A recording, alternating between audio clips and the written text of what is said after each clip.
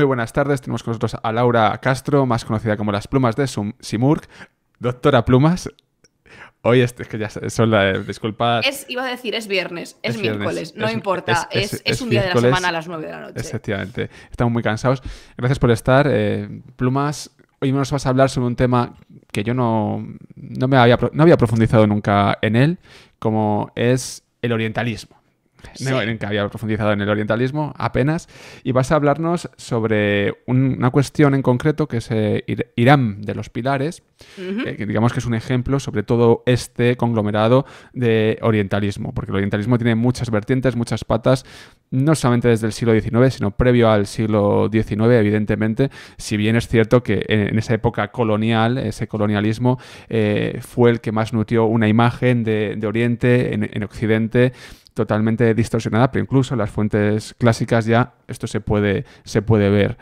Sí. Recordemos las guerras médicas, bueno, recordemos todo esto que tenemos ahí clavado, sobre todo tú, porque no puedes ver a un griego y a un romano en tu vida, e incluso con los egipcios te llevas mal. Hombre, a ver, uy, Egipto. Uy, Egipto, que no me oiga Aroa. Pero es que ¿sabes qué pasa? Que con Egipto me pasa que Egipto nunca quiso someterse a los aqueménidas porque tenía demasiada personalidad y eso pues a los aqueménidas no les hizo gracia. Entonces, claro, ahí es como es el primo díscolo. Pero yo los quiero mucho a todos los Yunnan, a todos los Rumi, pero los quiero en su casa, no los quiero en la mía. Pero bueno, por ahí alguien en el chat dice viva Sumer, Akkad, Asiria y Babilonia e Irán. No Irán con M, sino Irán. La planicie irania a tope con el persianato, siempre. Pues a mí me gusta traer este tema porque ¿qué me gusta a mí? Darle patadas en la espinilla al orientalismo porque creo que es increíblemente necesario. ¿Y qué me gusta a mí? Hablar también de la imaginación y cómo esta a veces nos juega malas pasadas. Porque básicamente, aunque ha sonado un poco como de chiste, sí que es verdad que de lo que vamos a hablar en esta tarde, noche de Café y la Lluvia es de gente empeñada, es de gente empeñada en encontrar algo que nunca existió. Entonces, claro, ¿qué sucede cuando intentas encontrar algo que nunca existió? Pues que no lo encuentras, porque nunca estuvo ahí. Y el caso, para mí, más flagrante es de creernos Indiana Jones, antes de que existiera Indiana Jones, porque esto ya... Bueno, ¿de qué año es la película de Indiana Jones? Wow, pues no sé. 80 y... Seguro que bueno, Pedro... la película de Indiana Jones, las películas de Indiana Jones. Las auténticas, no las de ahora. Pues yo creo que efectivamente de la década de los 80. De los 80, ¿no? Pues incluso antes ya había gente pensando que iba a descubrir... bueno, otro caso también muy famoso que tenemos es la Atlántida. La primera es de 82, creo. Pues yo me fío, Pedro, no lo sé. Las fechas, yo, fíjate, estoy en la historia del arte y no me acuerdo de ni una fecha. Del 1010 es porque se acaba el libro de los Reyes. Entonces, yo creo que necesitamos un poco de contexto, que me gusta a mí mucho esa palabra, es qué es Irán de los Pilares, con M. O por lo menos qué era originalmente y en qué se transformó. La primera vez que nos encontramos Irán de los Pilares, así mencionada tal cual, Irán Daj al-Imad, es en el Corán, que es nuestra principal fuente y la original, porque no tenemos menciones a Irán en ningún otro sitio. Y cuando habla de Irán de los Pilares es en la sura 89, en los versos 6 a 8, y literalmente lo que dice en algunas traducciones es algo así como Irán de los altos palos, Irán de los postes, Irán de las columnas, o como se ha pasado al imaginario popular, Irán de los pilares. Esto trajo muchísima cola. ¿Por qué? Pues porque ya incluso desde época post-islámica, es decir, desde el siglo VII o VIII, ya había aquí un debate sobre qué puñetas era Irán de los pilares. Porque lo que se creía originalmente es que eso de los pilares hacía referencia a los postes de las tiendas, porque la península arábiga, previo a la llegada a la aparición del Islam, había muchísima población nómada, muchísima. Y entonces la gente no vivía en ciudades con casas de adobe, piedra, caliza y tal, no, vivían en tiendas. Y Irán, supuestamente en el Corán, nos explica que Dios castigó a Irán por su arrogancia, que es una fórmula también que encontramos en textos religiosos de otras religiones monoteístas. Y pues Dios barrió del mapa a Irán para castigarlos por su arrogancia. Y entonces en la sura esta encontramos un poco como la moraleja, ¿no? El cuidado te vaya a pasar como a Irán. Y al principio, es decir, pues el Corán se puso por escrito por primera vez en el siglo VII, pues estoy hablando del siglo VIII, IX, estaba bastante claro que Irán no era una ciudad, porque era imposible que fuese una ciudad teniendo en cuenta que pues, la población era fundamentalmente nómada. Entonces, ¿qué puede ser? Pues aquí tenemos varias opciones. Los más realistas pensaban que era una tribu, era el nombre de una tribu. Los que estaban por ahí inclinados, pero no se decidían, estoy hablando de historiadores del siglo VIII, ¿eh? Y no se decidían, pensaban que era una tribu o el sitio, o la zona del sitio, es decir, lo típico de nombrar a un pueblo por el lugar en el que vive, ¿no? Pero aquello empezó a desvariar. Aquello empezó a desvariar porque alguien felizmente tuvo la idea de, oye, ¿y si esto en realidad es una ciudad mítica? Una ciudad como con las columnas muy grandes, así, yo que sé, como de leyenda. Y la cosa fue evolucionando hasta que, por culpa de los puñeteros poetas, hubo una pelea muy grande en Bagdad en el siglo X. Ojalá yo me estuviera inventando esto. Pero hubo una facción de unas tribus con unos poetas que estaban de su parte, que estaban peleados los del sur contra los del norte. Entonces, los del sur se inventaron ellos que eran realmente descendientes de un rey mítico que había existido en una ciudad increíblemente magnífica y poderosa que era Irán. No sé, cómo tengo por aquí apuntado el nombre del emperador y se montan ahí una historia tremenda para justificar que en realidad el sur de Yemen, que más o menos estamos hablando de la zona de Yemen, al norte no le debe nada y el califato así se puede ir a tomar por saco. Y que ellos son los descendientes de un increíble imperio, ojo, ella no ciudad, imperio preislámico que estaba ubicado ¿dónde? Pues nadie lo sabe. Nadie lo sabe porque dependiendo de qué texto leas, Irán está en un sitio diferente. Y así, ¿qué pasa? Pues que le gusta a la poesía y que le gusta a un poeta árabe de religión musulmana en el siglo XIII, una buena historia de una ciudad mítica. Pues aquí llega la poesía y la poesía, pues como siempre, mira, Eric, como comentábamos en el directo, los bardos lo arruinan todo porque se empiezan a inventar mogollón de historias. Algunas pues simplemente toman la misma frase del Corán de, oh, igual que Irán cayó, caerás tú por tu arrogancia y cosas así. Pero luego hay gente que va un paso más allá y se empieza a crear aquí una campaña entera de Dungeons and Dragons que se podría ambientar en Irán de los Pilares y hablan de una ciudad enorme con unas columnas titánicas. Hay gente por ahí que dice que es que en realidad la sostenían gigantes. Ya la gente empieza a desvariar. Lo que es muy gracioso es que mientras los poetas están por ahí contando sus cosas que no tienen ninguna intención de ser históricas, hay escuelas académicos del momento que escriben diciendo, esto es una tontería, o sea, Irán no es una ciudad, es imposible que lo sea. O sea, ya en su momento había gente diciéndole a los poetas, relájenseme, que esto no es verdad, ¿vale? O sea, es imposible que esto fuera verdad. Y esto empieza a derivar terrible, ¿vale? De hecho, llega hasta un punto en el que Irán empieza a presentarse como una especie de paraíso, ¿no? Como un paraíso, un vergel allí lleno de plantas, agua corriendo, animales. Sí. Una especie de Arcadia Atlántida de gente súper avanzada, probablemente por la conexión, pues es que a los árabes les gustaba mucho leer en griego, pues con la conexión con las fuentes griegas allí. El oricalco no lo mencionan, pero porque ya es flagrante violación de los derechos de autor. Pero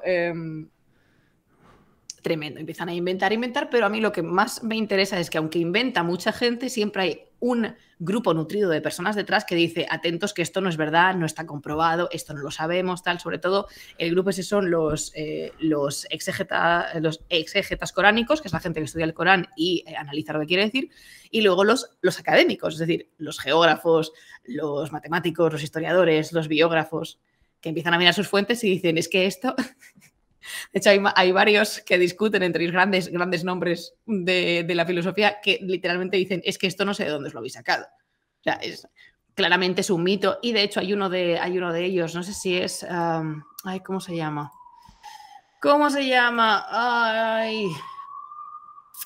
No me acuerdo, no me acuerdo ahora mismo, que tengo como 27 autores en la cabeza, pero hay uno de ellos que comenta en uno de sus escritos que no está mal que esté, porque es poesía, es ficción y la gente se entretiene, pero que hay que recordar siempre que esto es, pues eso, pura ficción, ¿no? En la trama se nos complica. ¿A qué sigue? Porque, a ver, Irán parece ser que era un nombre que podía haber sido un nombre de la península arábiga para un pueblo, una tribu que se llama la tribu de Ad. ¿Vale? Y la trama se nos complica. O sea, si ya tenían lío en la cabeza los propios árabes con norte, sur, pero además los del sur siempre abogan porque Irán es una ciudad e independencia y lo utilizan para su narrativa de autodefinición de nosotros somos los mejores, nosotros deberíamos estar independizados del norte. Los del norte, pues depende. Hay poetas en Bagdad que se suben al carro de venga, jaleo, y gente que dice no, os falta estudio, os falta reflexión. Y todo esto se queda así como de forma, digamos, inocentona. hasta que mete la mano Occidente. Y empieza el lío de verdad. Entonces yo te cuento que Irán de los Pilares se ha buscado bastantes veces y supuestamente se encontró en Omán. Anda, en Omán. Es muy gordo esto, ¿vale? Porque, a ver, pues yo aquí ya paro, me relajo y os cuento un poquito más, más despacio, ¿vale? Hay un señor, aquí hay muchos señores, ¿vale? Además, como teniendo en cuenta que nos vamos a mover al siglo XIX, quiero que os lo imaginéis como señores de mostacho, ¿vale? O sea, señores que se peinan el mostacho así hacia arriba en sus clubes, pues no lo sé, victorianos, supongo, no sé dónde iría esta gente. Pero resulta que cuando estas fuentes llegan a manos de personas que viven en Occidente, sobre todo británicos, que pueden leer el texto en árabe, empieza a gustar mucho el tema de que fuese una ciudad, ¿no? Entonces, empiezan a tomar la poesía como fuente histórica, como crónica histórica, y esto cala muy bien, porque además estamos en una época en la que pues, se está excavando Próximo Oriente, se está excavando toda Mesopotamia, están apareciendo las ciudades y los cementerios reales de Ur, están apareciendo los zigurats, está apareciendo mil cosas en Egipto, Grecia está a tope con el expolio de arqueología, está todo el mundo, vamos, está Europa que le faltan sacos para llevarse Oriente Próximo, ¿no? Entonces, pues ahí por el medio está Irán de los Pilares. Y entonces aparece un señor que se llama Sprenger, que es el único que parece que tiene un poco de medio cabeza. Y en esta fiebre de la ciudad perdida, el paraíso perdido, que además anda que no gusta eso, el paraíso perdido, este señor alemán que se llama Sprenger dice, a ver si no, ¿eh? Porque aquí hay mucha gente que dice que esto no era verdad, ¿no? Pero ¿qué pasa? Que aquí de nuevo se vuelve a meter la poesía y entra en juego nuestro amigo Washington Irving, que era un autor que vivió muchísimo tiempo en la Alhambra, que escribió cuentos de la Alhambra, que es una lectura estupenda, pero eso tiene de histórico pues bastante poco y de orientalista bastante mucho. Entonces, ¿qué pasa? Que en sus cuentos de la Alhambra, el propio Washington Irving incluye una historia fabulosa donde aparece Irán, aunque lo llama Irem, y decide como que este libro se hace tan popular que ayuda al asentamiento de que había una ciudad perdida, que por supuesto, bueno, la característica principal de esta ciudad perdida es que los lugareños no pueden encontrarla porque son demasiado estúpidos como para hacerlo. Tiene que venir el occidental a encontrar la ciudad perdida, obviamente. ¿Y qué pasa? Que hay otro señor que es un explorador británico y además quiero que os lo imaginéis como un señor británico, ¿vale?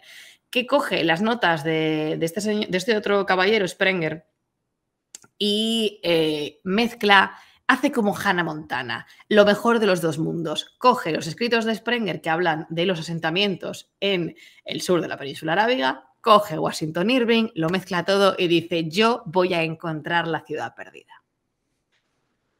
Teniendo en cuenta que nunca lo fue, difícil, pero hoy hablamos de gente empeñada y la gente empeñada es incansable. Entonces este señor, con todo su cuajo,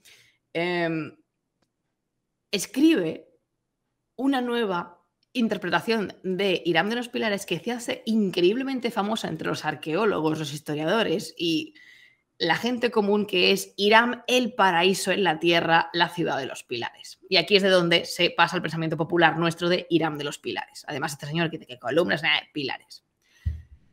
Tomando los escritos de este señor, que nunca fue, por cierto, pero dice que la había encontrado, hay una marea de arqueólogos británicos que viajan al sur de la península arábiga, que es impresionante. Todo el mundo intentando buscar como su parte, ¿no? Intentando hallar dónde estaba, porque es que además, ¿os acordáis de los poetas que subieron al carro, ¿no? Pues los poetas que subieron al carro llega un momento que empiezan a dar localizaciones y todo, es decir, a decir dónde estaba.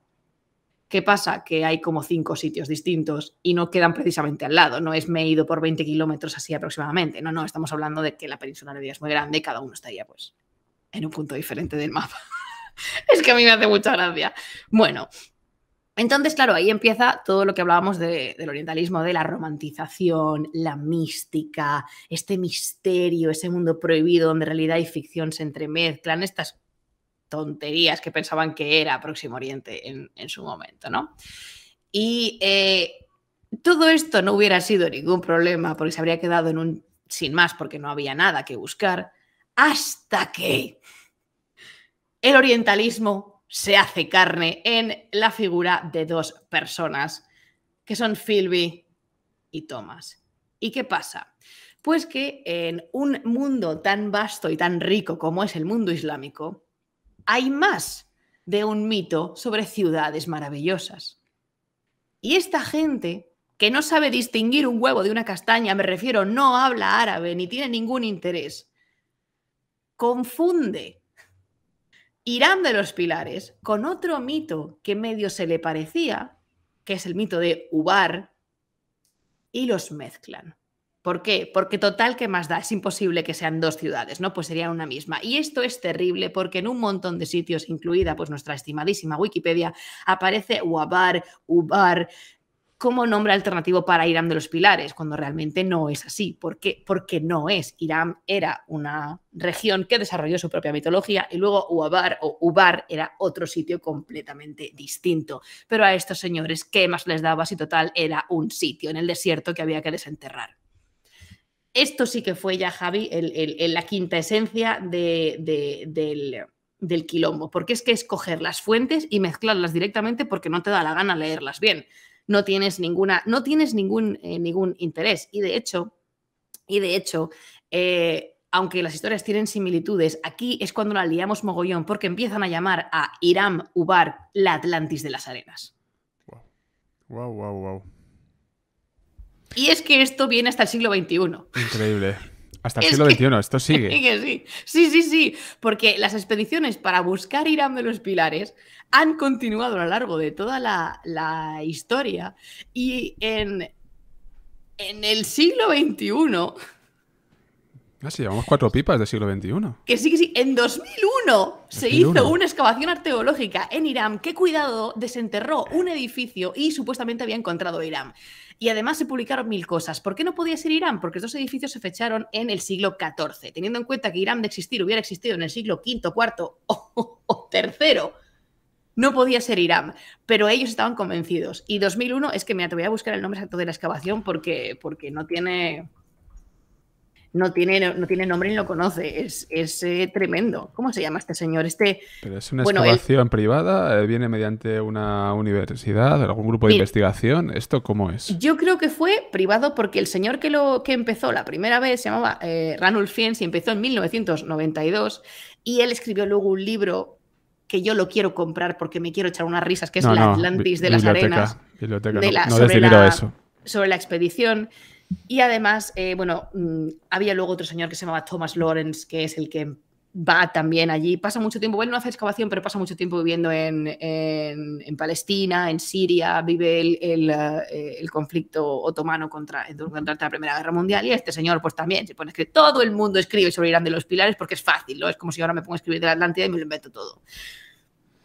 Afortunadamente, después de lo último de este señor, del señor Fiennes, hay un señor que se llama Juris Starins, que ha hecho muchos artículos sobre Hiram de los Pilares desmintiendo todo esto. Lo que pasa es que, como siempre, este señor, este arqueólogo, no lo escucha nadie. Y de hecho, en 2007 publicó el último artículo diciendo, pues eso, hablando de que aquí había una confusión, un poco, ¿qué confusión? Capachao, porque nos hemos liado, porque Ubar e Hiram no son lo mismo. Y bueno... Hasta aquí llega la historia de Hiram de los Pilares, de gente empeñada en encontrar algo que no existió, pero que lo encontraron. ¡Tarán! Esto es tremendo, pero es una realidad que se ha repetido a lo largo de los siglos. Sobre todo ese ánimo de... En un momento en el cual entendemos que la ciencia ha evolucionado tanto, la que se encarga en este caso de estudiar el pasado mediante una serie de metodologías, de fuentes, metodologías, de saber discernir, analizar en definitiva y construir un relato, que pasen este tipo de cosas incluso en el siglo XXI es tremendo. Bueno, ya a finales del siglo XX me da igual, es que es tremendo, pero es que hoy en día también pasa Sí, sí, y sí, se da pasan. mucho pábulo a Irán de los Pilares, si no se Irán de los Pilares es a otra Pero cosa además es o a que otra construcción artificial. Y perdóname, Nada, que nada, sigue, sigue, hay que perdón. saber distinguirlo, porque Irán de los Pilares tiene su historia. Y Sí. dentro de su historia tienes que saber por qué se construyó Irán de los Pilares, dónde se construyó y con qué finalidad. Pero que no existe. O sea, existe, pero en la Existe mente, en el, claro, en en el el género imaginario, colectivo. en la poesía. Exacto. Era una ciudad ya. El mito se asentó y dices, vale, existe como mito, me parece muy bien. Y además, cuando estudias todo esto y ves de dónde viene, es hasta gracioso porque salió de una batalla del equivalente a una pelea de gallos en el siglo IX, en el siglo X. Es. Es divertido. Lo que pasa es que lo que no puedes hacer tú es coger, que a mí eso es lo que me parece preocupante, ya no solamente es que estos dos hayan mezclado mitos, sino que previamente se ha cogido de textos históricos que no te has leído, pero no te has leído las fuentes originales, y luego de textos literarios que no son fuentes históricas en el sentido de que son fuentes históricas producto de su tiempo, pero no son una fuente en la que basar un estudio histórico. Y coges lo que te apetece. Es decir, tú realmente seleccionas. Eso es gordísimo. Es muy Y duro. bueno, ahí ha mencionado Erika Lovecraft porque sí, Lovecraft le dedica un cuento a Irán de los Pilares, de su horror cósmico. Es una de sus primeras historias de horror cósmico. O sea, Y, imagínate hasta qué punto la gente tenía la cabeza comida con Irán de los madre Pilares. mía, creo que, bueno, no sé si Edgar Allan Poe también, no sé si eran de los Pilares, pero también escribe sobre Oriente, Allan Poe, y tiene alguna cosita, porque bueno, en aquella época, pues Oriente efectivamente A tope, a tope. impregnaba todo. También me acuerdo de la ciudad de Baalbek, del Valle de la Beca en el Líbano, que es también los pedazo de, pues, que son mastodónticos, bloques de piedra, se decía también esas teorías, ¿no? Que esto como, ¿quién lo desplaza, no? Había una cantera cerca. Esto tiene que ser una fuerza superior o... Y había investigadores no, había, bueno, yo qué sé cómo denominarlos. Charlatanes, para mí magufos o O gente charlatanes. gente del 19 que hablaba de las teorías del diluvio universal, etcétera, etcétera. Todo esto, ¿no? Lo mezclaba para esa ciudad, que era Baalbek, también una ciudad mítica en todo caso. Sorprende mucho y sorprende también porque esto nos da para pensar en cómo se construyen las identidades. Tú imagínate que Irán de los Pilares sigue, avanza y hay un pequeño región, un pequeño país que se independiza de todo y dice, somos Irán de los Pilares. Que era Porque, la intención original, que decir que por eso se entiendo. creó lo del mito de Irán de los Pilares, pues sería digno de estudio Claro, sociológico, claro, pero eso pasa con muchas 100%. naciones. Sí, sí, Bueno, las somos el naciones entrenamiento. es De un hecho, tema muy el discurso es peliagudo, pero... así, ¿no? Somos los herederos de un imperio enorme que existió antes, pero se fue un poco al garete, pero no pertenecía a este, entonces somos distintos. Es increíble. Es increíble y peligroso al mismo tiempo, porque bueno, ya lo de mezclar dos ciudades porque las ves parecidas, ergo tienen que ser iguales, y dices, perdona, ¿será que no hay historias increíblemente similares en otros contextos culturales y no se te ocurre decir que son las mismas? eh, Digo, no sé. es- Y la historia repetida de cómo el Salvador occidental blanco debe ir al país a enseñarle a los autóctonos qué tienen ahí, porque claro, ellos no pueden poner en valor histórico, arqueológico, artístico lo que tienen allí porque su país es mucho más retrasado, porque ellos al fin y al cabo son peores. Es que lo que subyace es eso, por eso yo lo de patadas al orientalismo, porque es que es así, no, tengo que venir yo a explicarte qué tienes aquí en tu casa y... De hecho, se ve en el relato de Lovecraft, ¿no? Cuando dice que los locales hablan de una leyenda y no sé qué, y no sé menos. Los locales, te meto así, con la mano abierta. Los locales, es cuando propiamente los locales en ese sentido tenían muy claro que Irán de los Pilares era una leyenda y no existía y no había que buscarla porque nadie la iba a encontrar. Y aquí viene, pues eso, Occidente teme a tocar las narices. Y encima es que Javi, se han publicado artículos científicos sobre lo que se encontró en Omán y la prensa se volvió loca con que, se ha desenterrado Irán de los Pilares, la mítica ciudad perdida del desierto. Además, el desierto que le añade ya, él dices, que no es posible, que esto es del siglo XIV e Irán, si queréis que hubiera existido, tendría que ser del siglo III, IV o V, porque es preislámica. Y además, también, lo que se cansa la gente de repetir es, ¿no os parece muy raro que de verdad existiera esto y nada nos quede salvo una referencia coránica, que no haya referencias en ninguna fuente mesopotámica, por ejemplo, que no haya referencias en una fuente irania, que no haya referencias en nada? Así como tenemos 500 referencias al Zigurat de Babilonia, incluso bíblicas. ¿No nos queda? No, pero sabemos que existió, porque tenemos contraste de fuentes. ¿Tú de verdad te crees que si esto existiera hubiera sido así tan espectacular, madre mía? Nadie hubiera mencionado nada. Pero no, por eso digo que es gente empeñada. Es yo quiero mi ciudad perdida. Como no sé quién tiene en Egipto. ¿Hay ciudades perdidas en Egipto? Seguro que hay alguna ciudad perdida en Egipto.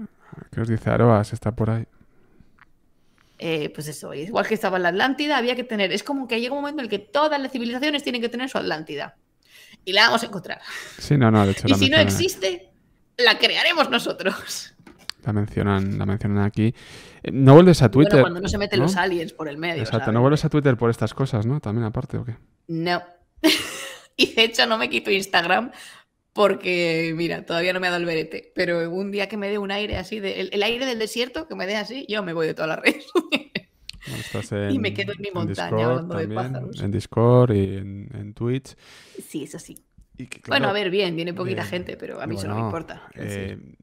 Y que te iba a comentar, también mencionaban, Pedro hablaba acerca de la gente que escribe una novela histórica y se cree historiador o algo así, también nos comentaba, ¿no? Que es verdad que a veces escriben ficción, pues está bien utilizar un contexto histórico para construir una ficción, siempre que quede claro lo que se está escribiendo. Pero hay gente que es verdad que luego se cree también en las redes sociales y sobre todo en Twitter, porque es que en Twitter pasa mucho. Como fomenta la polémica, es una red que fomenta la polémica, pues pasan estas cosas y hay unas peleas. Yo la verdad es que no me meto, ya sabes que yo lo veo todo desde... Sí, tú siempre has estado al margen, pero es así. Lo veo, lo contemplo y a mí me pasó, así que os lo puedo contar en confianza, que me invitaron a un programa de radio justamente hablando de ciudades perdidas y tuve el gusto de compartir programa con Andoni, pero eso es otra historia. Y a mí me dio la sensación de que Andoni estaba para hablar de la parte mítica y de la parte de las excavaciones y de la parte pues, más locuela de todo esto y luego me llamaron a mí para hablar de Irán ya desde el punto de vista más histórico, ¿no? Entonces, por las preguntas que me hacían, nada en contra de esta gente, yo me lo pasé muy bien, pero claro, por las preguntas que me hacían, parecía que lo que estaban buscando era eso, ¿no? Que yo confirmase que de alguna forma estaba, entre comillas, justificado que existiese algún hilo del que tirar para el que quizá de alguna forma hubiera existido Irán, cuando realmente la respuesta es no, lo siento mucho. De hecho, la ciudad que se menciona en Las Mil y una Noches tampoco tiene no tenemos muy claro que sea Irán. Hay muchas ciudades míticas que se mencionan en un texto tal y como es Las Mil y una Noches. Entonces, yo no te iba a decir que los no tensionados, pero sí que las preguntas iban un poco en esa línea de pero de verdad no hay nada. Y es una cosa que hemos heredado, ¿no? Nos gusta esta fantasía de ciudades perdidas. A todos nos encantaría calzarnos un sombrero y un látigo y decir he encontrado una ciudad aquí perdida, increíble. Y de hecho, tanto es así que el heredero espiritual de Lara Croft, Nathan Drake, de la saga Uncharted, en Uncharted 3 aparece Irán de los Pilares, es lo más orientalista, cutre, hortera, feo, que te mueres de... o sea, terrible la representación de Irán de los Pilares. Y de hecho hay un momento que el tío como que alucina. Eso está más o menos... Por ahí zafan un poquito porque no es que sea verdad. Él como que le pasa algo y de repente se enajena y empieza a tener visiones en los que ve seres con la cabeza ardiendo que supuestamente son jinn. A mí no me gustan nada, pero digamos que se puede salvar por ahí, ¿no? De que está alucinando y además es su propia imaginación, no es que esté el Jin ahí de verdad, pero claro, que el Jin se parte de risa. Un Jin de verdad se hubiera partido de risa ante aquel señor que parece una cerilla, ¿no? Pero ahí está, quiero decir, le has dedicado un juego a un señor que es arqueólogo que va quiero decir, es Tomb Raider, es el Tomb Raider de esta época, que es de encontrar ciudades perdidas y coges y le pones, le calzas Irán de los Pilares, Ubar creo que lo llaman o algo así. Pero tremendo lo de Uncharted.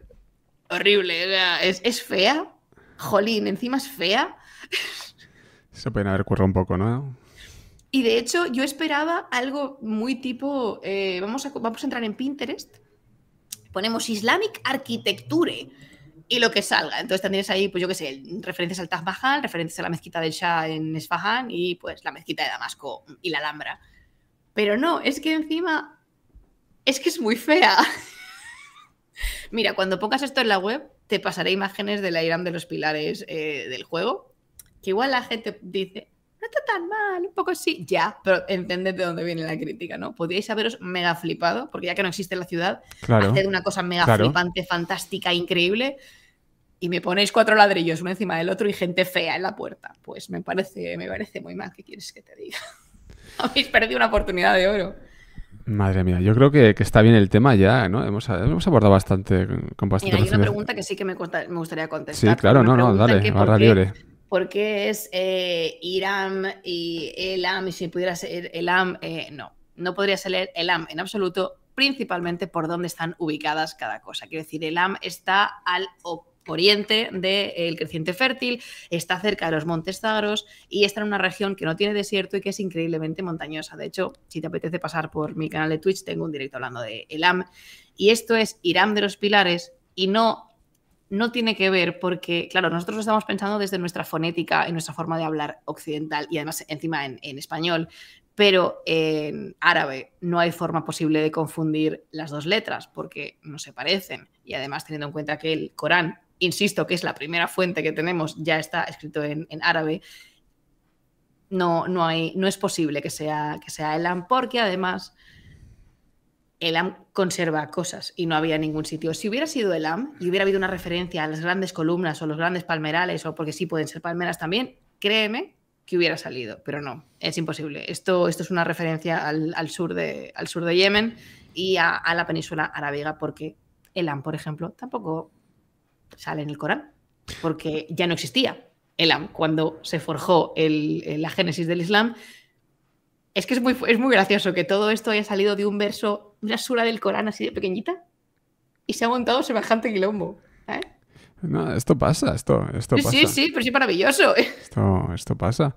Elam, los elamitas, fue una potencia, tuvo su momento Elam, tuvo su momento de fuerza. Total, y además son muy de Elam del equipo vaca, o sea, ahí había vacas por todas partes. En esa tensión de, no sé si llamarlo imperios, que había por toda la zona, porque había una tensión importante, Elam tuvo su momento. Hasta que llegan los Parsa y viene Ciro y eso dice, ¡hey, chavales! Eso ya me pilla. ¿Cómo estáis? Eso es muy joven para mí ya, eso no. Yo soy más de... Es que para ti eso es muy los moderno. Milenios, más a milenios atrás. Sí. Oye, pues nada, un placer. Muchas gracias por estar aquí. No sé si quieres contarnos algo más de tus próximos pasos de Plumas de Simur.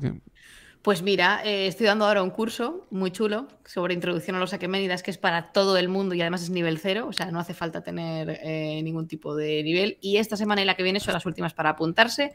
Pero, pongan enlaces, por favor, pongan enlaces. Curso Plumas. Nosotros va a ser más rápido que yo, ya creo. Está puesto, sí, ya lo ha puesto. Míralo, ya está, la madre que lo parió. A ver, os cuento. Es un curso que estoy haciendo en colaboración con una ONG que es Safe Cultural Heritage Group y aunque la ONG es de habla inglesa porque la sede la tienen en Austria, yo les ofrecí hacer el curso también en español y todo el material del curso está en español. Son sesiones pregrabadas que tú llegas, te inscribes completamente gratis en el formulario hay una especie de lista. Ahí, tú buscas Introduction to the Achaemenids, te apuntas, tienes tus datos, hola, me quiero apuntar. Y entonces ellos te dan el enlace a Google Classroom donde están todas las intervenciones grabadas. Además tengo bibliografía a punta pala, contenido extra, vídeos, artículos para leer y ya está. ¿Son 6 semanas? Sí, de hecho la semana que viene, el lunes que viene sale la tercera entrega y bueno, esta semana por ejemplo hablamos de Ciro, de Daraya Bush y de Jerjes. Ciro, así que... bueno... Y es gratis, por si acaso. Gratis 100%. Gratis para todo el mundo. No tenéis ni que suscribiros a ningún canal ni nada. Vaya currazo te habrás pegado entonces. ¿El qué? Que has trabajado mucho en esto. A ver, sí. Mucho trabajo detrás. Sí, pero vale, vale la pena. Que está claro, pero madre mía, que es un currazo. Ay, cómo te quiero. Gracias, bonito. No, yo me lo paso bien. Sí que es verdad que, claro, el trabajo es doble, pero luego lo pensé y dije, para empezar, una gran parte de la gente que me sigue habla español y yo misma soy nativa. Yo me parecería gordo no dar la posibilidad a gente. Si ya hay poquito escrito en español, encima no vamos a limitar más los recursos. Así que yo os invito, si queréis apuntaros, totalmente gratis. Que es que el otro día me preguntaron si era gratis solamente si estabas como suscrito a mi canal o suscrito en Twitch. Digo, no, gratis quiere decir gratis. Gratis es por una buena causa. Es importante también que es por una causa benéfica.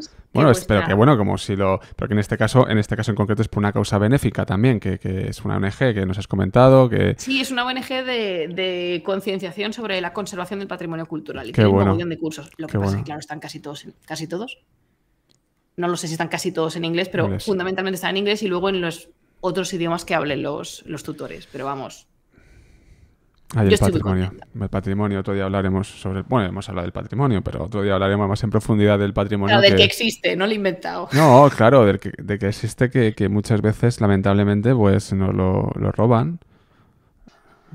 Coge un aparato, pi, pi, pi, pi, pi, y bueno, en fin, no sé, estas Una vez cosas. tendríamos que hacer una charla. Mira, a mí me gustaría mucho hacer una mesa redonda del Café de la Lluvia con Pedro, Laberintos del Arte, yo porque me va la jarana, y no sé si alguien más sobre expolio y patrimonio. Y de Y si deberían volver las cosas a su sitio o no. te contaré yo una cosa en privado que estoy haciendo, pero que no puedo desvelar nada. O sea, es ¡Qué sacar... guay! Secretos. Sí, ya te contaré, luego te lo cuento. Laura, oye, Uy, la plumas. clasicoteca. ¿Qué pasa? ¿Ahijados? ¿Quién de todos está Ay, ahí? hola. Joder, es que no. Un gran melón. Es que hay muchos melones. Aquí Es que hay está el mucho melón melón. de este melón, efectivamente. Está el melón de las novelas históricas que se creen historiadores. Ay, sí, Ah, por favor, a ese también quiero venir. Está el melón de divulgadores de la historia que critican a los científicos, a los historiadores reales. Está... Sí, Eso no me he hombre. enterado yo. Bueno, o sea, hay muchos melones ahí en Twitter, sí, sí. Es que te has ido de Twitter. Es que me he ido, es que he salido corriendo. Es que he salido corriendo como la rata cobarde que soy. Bueno, verdad, en realidad me cansé, fue cansancio, más que nada. Yo lo veo, pero no entro porque no entro, ya está, no... Es que mucha energía la que hay que gastar. Yo no tengo energía. Desde que soy padre no Claro. te creas tú que tengo que dar muchas fuerzas, ¿eh? O sea, que esto es así. Es así. O sea, no... Yo me he hecho muy selectiva también, entonces. Sí, sí. En la Pero montaña bueno. estaba. Pero ¿qué pasa? Que mi montaña tiene un túnel de acceso al Café de la Lluvia, que es mi segunda casa, mi segunda montaña. Entonces yo así. ¿Vuelve a Twitter Plumas? No va a pasar ahí siguiendo. ¡Ya lo siento! Y fíjate que también esas batallas hay que darlas. Quieren decir, porque si no, los relatos que predominan y en Twitter, que, a ver, Twitter es un micromundo, también hay que decirlo, pero las batallas que gana esta gente, ¿no? Y es un poco peligroso, porque al final muchas personas se empapan de lo que dicen, de cómo lo dicen, incluso de los sentimientos que desprenden hacia los científicos. Sí. Y es un problema, es un problema. Esto pasa con la ciencia histórica, pero también pasa, obviamente, con el mundo de... Pues, con las ciencias naturales, con el tema Sí, con de con la medicina, con la medicina, química. Sí. con toda la cuestión que estamos viendo del cambio climático. Pasa con todo esto y es muy... Porque al final todo va junto y es muy preocupante. Pero bueno, esto da para mucho, ¿eh? Esto da para mucho y como va a haber café de la lluvia para rato, pues ya Pues ya volveremos. volveremos Aquí a dar sobre... la persoturra. Muchísimas gracias a ti por invitarme Nada. y por tenerme siempre, de Nada. verdad. O sea, yo esto lo digo cada vez que vengo, pero es que es real. Es decir, el sol sale por las mañanas y esto es mi casa. Es decir, yo aquí me Bueno. siento cómoda como en ningún otro sitio. Es un...